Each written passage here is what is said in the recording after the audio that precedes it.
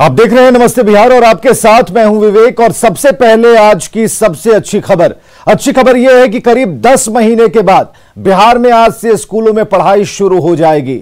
सरकार के निर्देशों के बाद आज से सभी स्कूल, कॉलेज और हॉस्टल भी खुल जाएंगे और इस दौरान कोविड गाइडलाइंस का पालन आपको जरूर करना होगा।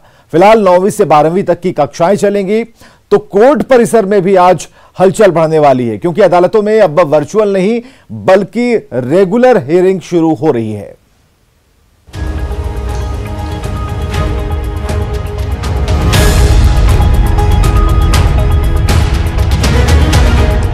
बिहार में लंबे अंतराल के बाद स्कूलों में बच्चों की चहलकदमी दिखेगी।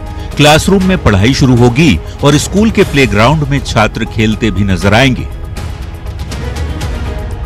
सोमवार से सरकार के निर्देश पर प्रदेश के तमाम स्कूल, कॉलेज और हॉस्टल खुलने जा रहे हैं।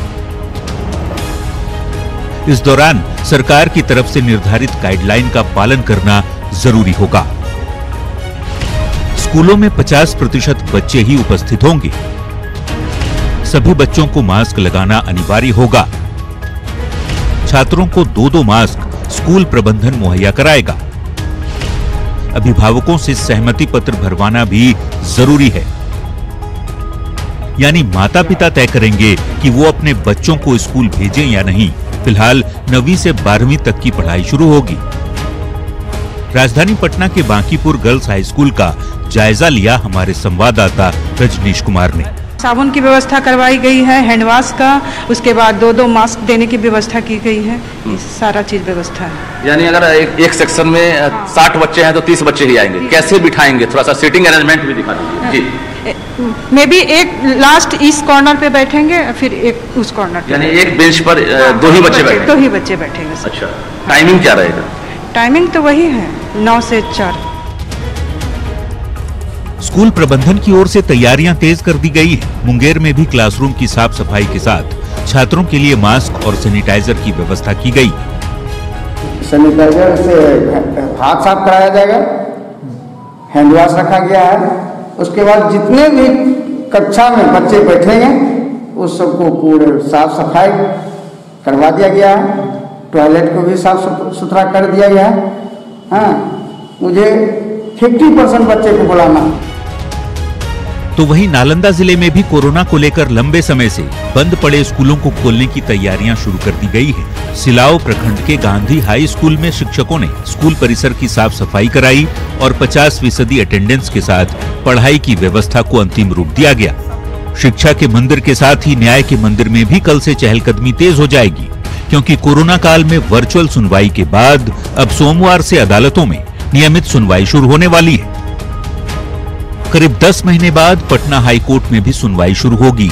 तो महीनों बाद संक्रमण के दौर में जहां शिक्षा का मंदिर खुल रहा है, तो वहीं अदालतों में भी सोमवार से नियमित सुनवाई शुरू होने वाली है। कोविड नियमों का पालन करते हुए बच्चों की कक्षाओं के साथ ही कोर्ट रूम भी खुल जाएंगे।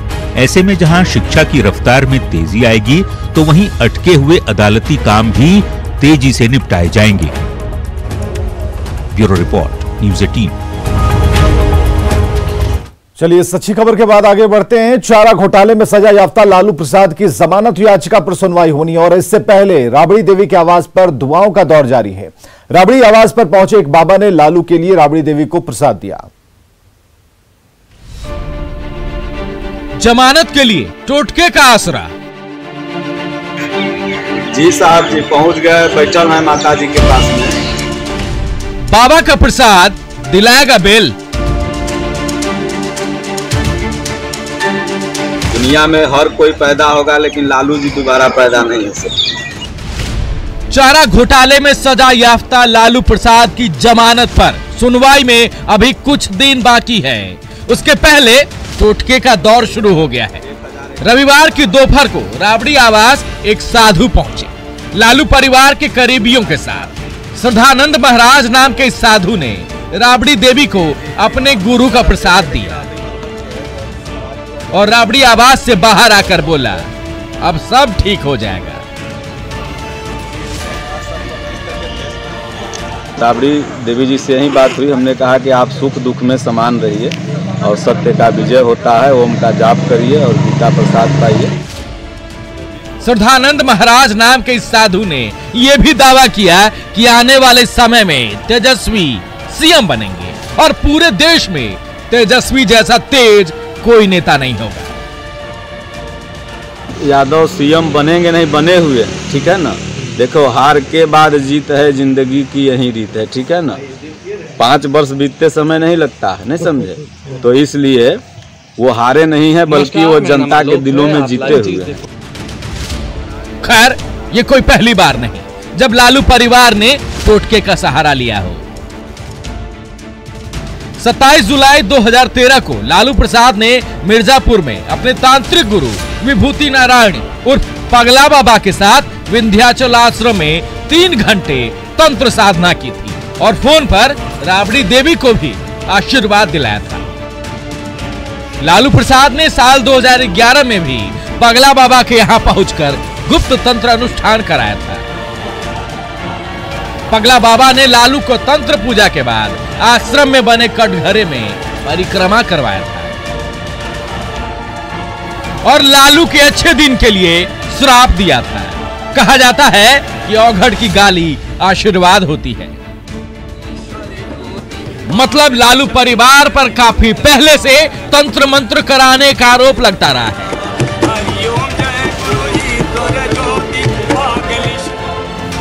अब सवाल है कि क्या इस बार बाबा का प्रसाद बेल दिला पाएगा। न्यूज़ 18 के लिए पटना से शैलेंद्र कुमार की रिपोर्ट।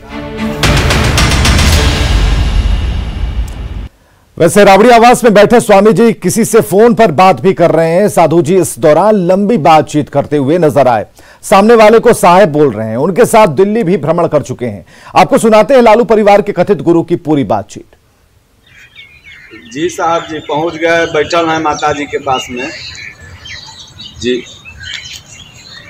जी जी सब बताए माता जी के। वह बता रहे हैं कि अखिलेश जी बचपने में जाते थे मुलायम जी लेकर के, तो महाराज जी बचपने में बोल दिए थे कि आपका विरासत यहीं संभालेंगे। और उसी तरह अभी वर्तमान का चाहे जो हो, लेकिन भविष्य में भारत में तेजस्वी जी के सामने कोई नहीं। इतना प्रखर वक्ता, इतना तेजस्वी, तो नाम का तो प्रभाव पड़ता है ना। जथा नाम तथा गुण हमारा शास्त्र कहता है।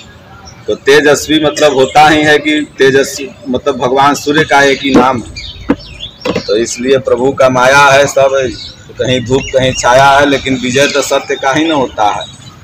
भगवान श्री कृष्ण जेल में थे, लेकिन अंत में देखिए कि आज कोई भी देवी देवता का उतना फॉलोवर अनुयायी नहीं जितना कृष्ण भगवान का पूरे विश्व में, ऑल वर्ल्ड में। और गीता आज गुरु महाराज ने भगवान कृष्ण के आदेश अनुसार पूरे विश्व में जगा दिया। तो आप भी कृष्ण के अंश हैं, भगवान श्री कृष्ण के, इसमें दो मत नहीं है। कहीं न कहीं से धर्म को तो आपने भी आगे बढ़ाया और रियल बात को कभी छुपाया नहीं। जो भी दिल में था वही बाहर है, उसी का नाम लालू जी है, ठीक है ना। जी जी आपसे तो गाड़ी में जब हम जा रहे थे दिल्ली में, गाड़ी में जा रहे थे तो हमसे आपसे बात हो रहा था एक समय में। तो हमने कहा था कि दुनिया में हर कोई पैदा होगा, लेकिन लालू जी दोबारा पैदा नहीं हो सकते। तो वही बात सत्य है, मतलब कि आप जैसा कोई नेता नहीं। महाराज जी अभी वहीं बनारस में हैं, चुनाव में विंध्याचल माता के बगल में। वो पगला बाबा भी आप लोग जाते थे ना। जी जी तो उसी के बगले में हम लोग का बहुत बड़ा स्थान है। जी जी तो एक बार अपने एकदम वहाँ पे जरूर है, मातो जी के एक बार लेके वहाँ बहुत व्यवस्था बढ़िया बनल है सब। करीब 1000 एकड़ से बड़ा आश्रम होगा गुरु महाराज का। जी जी जी तो हम नंबर देंगे, लेकिन अभी मतलब के है तब महाराज जी होंगे सत्संग में, तो कॉन्फ्रेंस। जी जी तो हम व्हाट्सएप पर लिख करके भेज देंगे। चलिए खबर में आगे बढ़ते हैं। पटना में अपराधी ने किराना व्यवसायी को गोली मार दी है, जिसे इलाज के लिए एनएमसीएच में भर्ती कराया गया। घटना गोपालपुर के सोना गोपालपुर गांव की है। घायल का नाम महंगू पंडित है और बताया जा रहा है कि अपने भतीजे से मुलाकात कर घर लौटने के दौरान उसे गोली मार दी गई। फिलहाल कारणों का खुलासा नहीं हो सका। पुलिस की माने तो महंगू पंडित की पीठ में गोली लगी है और फिलहाल उसकी स्थिति खतरे से बाहर है। शाम के टाइम में गया था अपना भतीजा के यहाँ देखने के लिए, लौट रहा था तो इसको गोली लगी है। कहाँ पर गोली लगी है? गोली पीठ पे लगी है इसको। अच्छा, घटना कहाँ की है? घटना है गोपालपुर थाना क्षेत्र की है। कुछ काम स्पष्ट हो पाया है किस काम से? कुछ स्पष्ट नहीं पाया है, कुछ बता नहीं रहा है। और बड़ी खबर आ रही है बेतिया से, जहां निर्माणाधीन शौचालय की टंकी में बारहसिंघा गिर गया है और इसे निकालने की कोशिशें ग्रामीणों की तरफ से हो रही है। ग्रामीणों ने वन विभाग को इसकी सूचना दी है और बताया जा रहा है कि बारहसिंघा गांव की दूसरी तरफ से भागता हुआ आया और निर्माणाधीन शौचालय की टंकी में गिर गया। तो ये तस्वीरें आप देख पा रहे हैं बेतिया से, जहां ग्रामीण निकालने की कोशिश कर रहे हैं इस बारहसिंघे को। ये अर्धनिर्मित शौचालय की टंकी थी जिसमें ये बारहसिंघा गिरा हुआ है। हालांकि वन विभाग को सूचना दी है, ग्रामीणों ने अपनी तरफ से कोशिशें कर रहे हैं, लेकिन अभी वहां लोगों की भीड़ है और कोशिश की जा रही है कि इसे तुरंत से तुरंत बाहर निकाला जा सके। सरकार ने धान खरीद के लिए आदेश जारी किया है। सहकारिता विभाग की लापरवाही से किसान परेशान है। पैक्सों में धान की खरीद नहीं हो रही। किसान प्रखंड से लेकर जिला तक गुहार लगा रहे हैं और धान तैयार है और खलिहान में रखे हुए हैं। मुखिया का कहना है कि पैक्सों में बड़े पैमाने पर भ्रष्टाचार होता है और 25 दिनों से मैं इसी ठंड में इसी जगह सोता हूँ। इसी जगह में सोते हैं? यही सोते हैं सर। तो ठंडा नहीं लगता है? अरे ठंडा तो अब वो कष्ट सह रहे हैं सर, किसान है, अपना धान का रखवाली तो करेंगे। और मैं पैक्स अध्यक्ष से कहा कि मेरा धान तैयार है, ले लीजिए, लेकिन मेरा एक कहा जाए कि मैं समर्थन मूल्य की बात किया तो यही मैंने गुनाह किया। वो कहे कि आप कहीं जाइए, मैं धान नहीं लूँगा। इसके बाद मैं डीसीओ के यहाँ, बीसीओ के यहाँ, बीडीओ साहब के यहाँ चारों तरफ दौड़ता रहा, लेकिन टाल मटोल होता रहा। मनमानी है यहाँ से, जो है डीसीओ बीसीओ सब लोग अधिकारी की जो है मिले हुए हैं। किसानों कोई किसी का पूछ नहीं रहा है, ये अपने मन का करते हैं। इसी तरह से जो है मामला लटका हुआ है। हमने भी ऑनलाइन कराया था सर। जमीन ज़्यादा तो नहीं, 2 एकड़ 50 डिसमिल हमारे पास है सर, लेकिन ये धान नहीं लेते हैं। हम लोग ने कहा भी इनको, लेकिन ये इनकार कर देते हैं कि नहीं लेंगे हम आप लोगों का धान। मैंने क्या कारण बताते हैं? कारण क्या बताते हैं सर, इसी तरह टाल मटोल करते हैं। पैक्स अध्यक्ष की मनमानी है। अच्छा, हम लोग कौन पैक्स अध्यक्ष है? यहाँ के कृष्णकांत सिंह उर्फ बलिस्टर सिंह पैक्स अध्यक्ष हैं। शुरू से मनमानी है, आज तक किसी किसान का धान नहीं गया, जिससे कि किसान दुखित है। मेरे पंचायत में मैं खुद मुखिया हूँ, अपना 7.5 एकड़ जमीन का जो है ऑनलाइन करा करके और इंतजार कर रहा हूं कि आज मेरा धान जाएगा, कल जाएगा। अनुशासन मिल रहा है, लेकिन पब्लिक के साथ अभी पीड़ित हैं पूरा पीड़ित। बिहार में मौसम ने करवट ली है। न्यूनतम तापमान में गिरावट दर्ज की गई। सासाराम में न्यूनतम तापमान 10 डिग्री सेल्सियस से नीचे रहा है। सासाराम में सर्द रात का जायजा लिया हमारे सहयोगी अजित कुमार ने।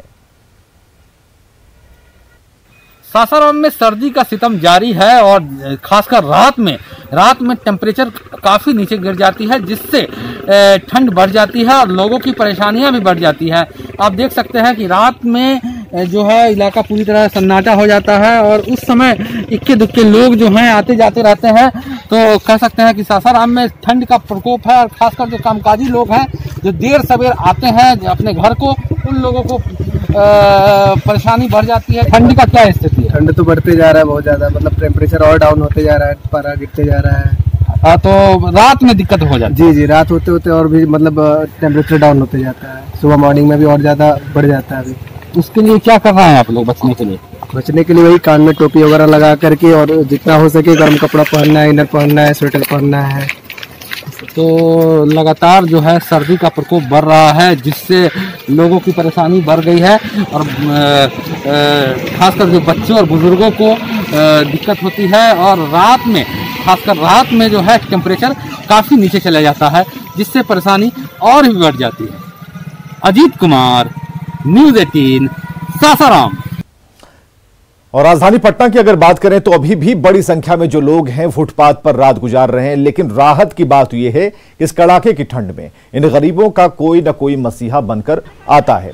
देर रात सपना नाम की एक महिला ने गरीबों और असहायों के बीच कंबल का वितरण किया। जायजा लिया है रजनीश कुमार ने। अपने लिए तो सभी जीते हैं, लेकिन कुछ ऐसे भी लोग हैं जो दूसरों की भी परवाह करते हैं। तो राजधानी पटना में जब पूरी दुनिया सोती है तो देर रात एक महिला सड़कों पर निकलती है और घूम घूम कर जो बेसहारा लोग हैं, असहाय लोग हैं, उनके बीच कंबल बांटती है। यानी सर्द की रात है और गरीबों पर किस तरह से ठंड का जो 3rd डिग्री टॉर्चर है वो पड़ रहा है। ऐसे में देख सकते हैं कि राजधानी पटना की ये महिला है और हर जगह जा जाकर, यानी फुटपाथ पर जो रहने वाले लोग हैं उनके बीच में देखिए कंबल उठाकर उनको किसी तरह से ठंड में जान बचाने का प्रयास कर रही है। क्या करते हैं? मांगते खाते हैं साहब। अच्छा, कंबल मिला है? जी अभी कंबल मिले हैं, बाबू लोग उड़ाए हैं। यहीं रहते हैं आप? जी यहीं पर रहते हैं हम लोग। रैन बसेरा बना, उसमें क्यों नहीं जाते हैं? बाबू अब ठंडी की समय, आज ठंडी है तो 2 महीना देगा, बरसात में देवे नहीं करेगा, तो बरसात में देवे नहीं करेगा कुछ हम लोग के, न धूप में देगा न बरसात में देगा, तो बरसात ठंडी का क्या करेंगे। तो आपने सुना कि रैन बसेरा में ये लोग जाना इसलिए भी नहीं चाहते हैं क्योंकि 365 दिन इंतजाम मांग रहे हैं।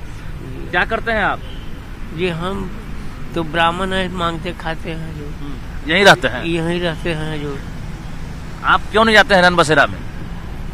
कभी कभी जैसे ये जाते हैं घर है और बच्चा को जैसे मांग कर कुछ मिलता है, पैसा कौड़ी जाके दे देते हैं। अभी कंबल मिला है आपको? जी कंबल मिला है। यानी जो तस्वीर है बताने के लिए काफी है कि किस तरह से दिन भर मांग कर किसी तरह से काम चलाते हैं और रात में सोने के लिए फुटपाथ पर आते हैं और ओढ़ने के लिए एक चादर तक नहीं था, यही प्लास्टिक की बोरी थी। कितने दिनों से घूम रही है, सब जगह बांट रही है? काफी दिन हो गए हमें तो। हम तो रोज ही रात को निकलते हैं, जब भी मौका मिलता है 7:30, 8, 8:30 बजे निकलते हैं हम लोग साथ में। मैं और मेरे साथ ये बच्चा है, मेरा स्टूडेंट है। हम लोग रोज निकलते हैं, कभी अकेले कभी साथ में कोई होता है। क्या लग रहा है आपको, पटना में कई जगह रैन बसेरा बनाया गया है, हाँ, वहाँ ये लोग क्यों नहीं जाते?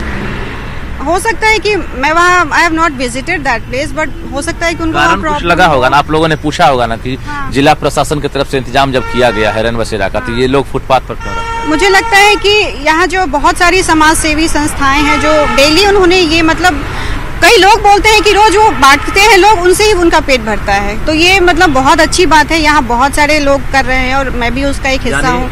जाहिर है एक संदेश भी है, अगर आपके आसपास भी अगर ऐसा कोई असहाय और गरीब लोग ठंड में ठिठुर रहा है तो आप भी मदद करने के लिए आगे बढ़ें। कैमरामैन मनीष जुनेजा के साथ रजनीश कुमार, न्यूज़ 18 पटना।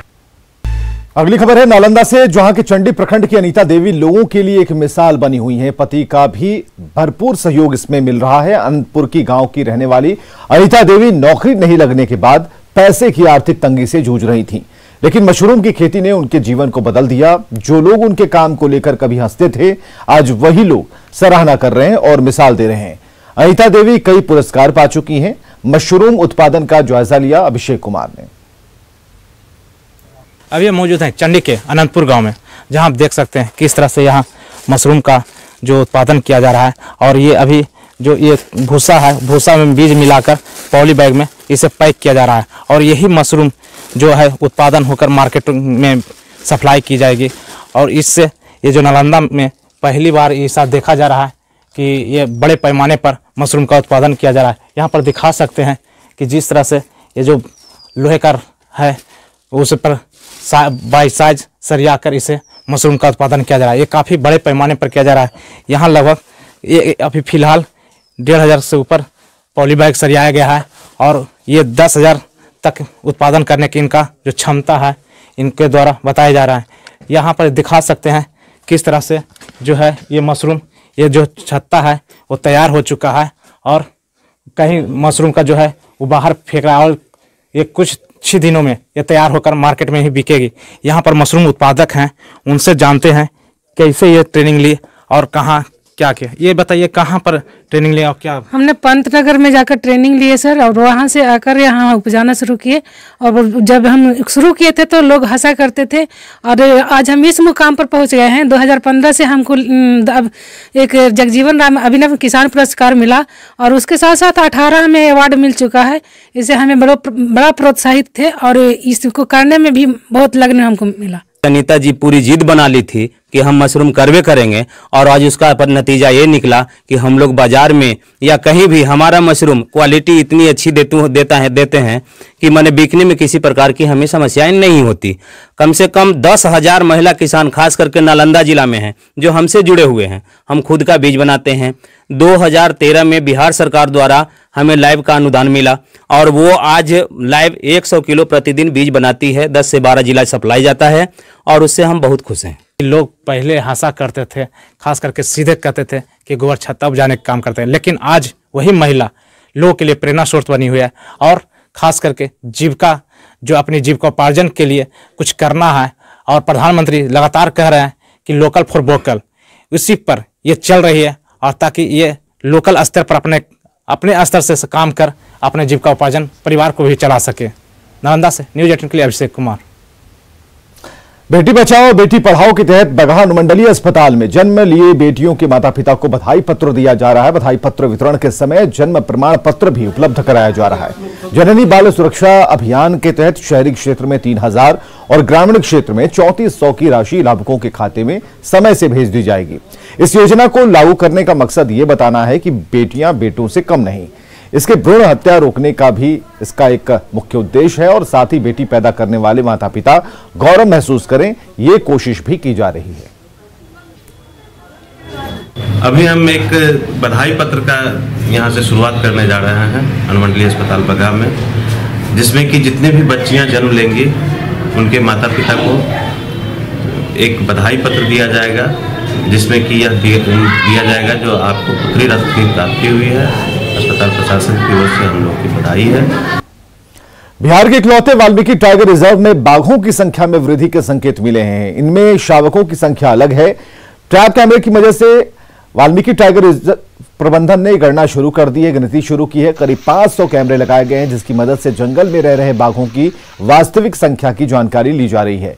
अनुमान है कि वीटीआर में अब व्यस्त बाघों की संख्या 40 के पार पहुंच गई है। तस्वीर के साथ पदचिन्हों से इनकी संख्या का निश्चित अनुमान लगाया जाएगा और बाद में इसकी रिपोर्ट भी एनटीसीए को सौंपी जाएगी।